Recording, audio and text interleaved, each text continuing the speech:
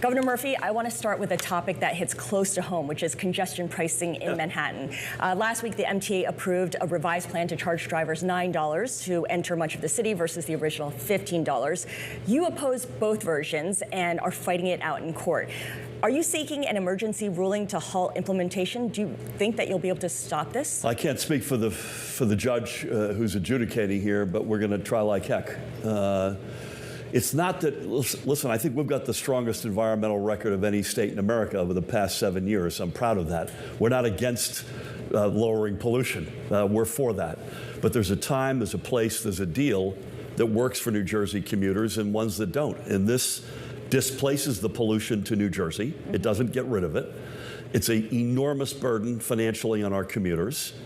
And lastly, none of the money comes back on our side of the Hudson, where we've also got transit fiscal challenges. Right. So with all due respect to the MTA, we want them to solve their problem within the four walls of the MTA, just like we have with NJ Transit in New Jersey. And perhaps when the gateway tunnels are finished and you've got 4 tunnels with rail tracks as opposed to 2, or when the Port Authority bus terminal is finished, the new one, which we've got both going at long last, there's a time and a place perhaps, but not now. Okay, I'm going to follow up on a bunch of those questions, but first of all, when it comes to congestion pricing, you have said that you're open to a form of it. What would that plan need to look like for it to gain your support? I don't have the parameters of it, but it would need to be a reasonable price, discounts that make sense, an amount of money that comes back to Jersey, and a timetable that allows our commuters to look at what their options are. I think that's a reasonable, by the way, what we've asked the federal judge is not, we're not asking for the moon. We're asking that he force the federal administration to do an environmental impact study, and we'll live with the results of that.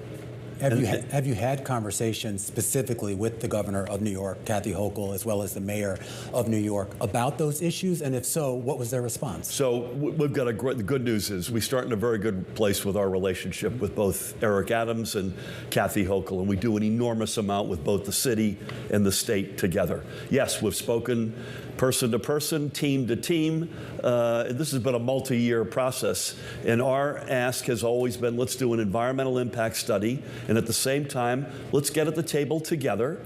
And while that's playing itself out, let's talk about what the contours could be of a deal that we could all live with. But this congestion pricing plan is more than just about the environment. It's obviously to alleviate congestion as well. The idea that there are just a lot of folks coming into this city that, you know, at least certain people think maybe shouldn't, or they should take public transit into the city.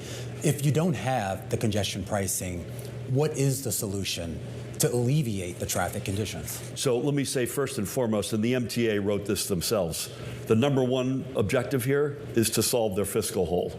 They've said that themselves. That's it. Don't take my word for it. While congestion and lowering pollution is a noble objective, and it's certainly one of their objectives, it's the number one objective is to solve their fiscal hole. We've got the same challenge at NJ Transit.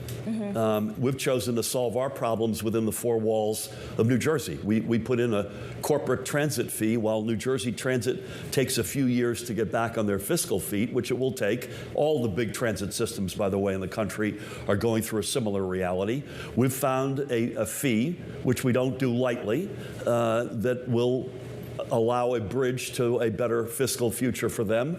I don't know what the alternative is for the MTA, but I strongly would like to encourage them to pursue other avenues. As for New York City, we root for New York City. Its success in so many respects is our success. I don't know why, for the life of us, when people are working from home, we're still digging out from a pandemic, why New York City would want fewer people in New York City than more, but that's not my domain.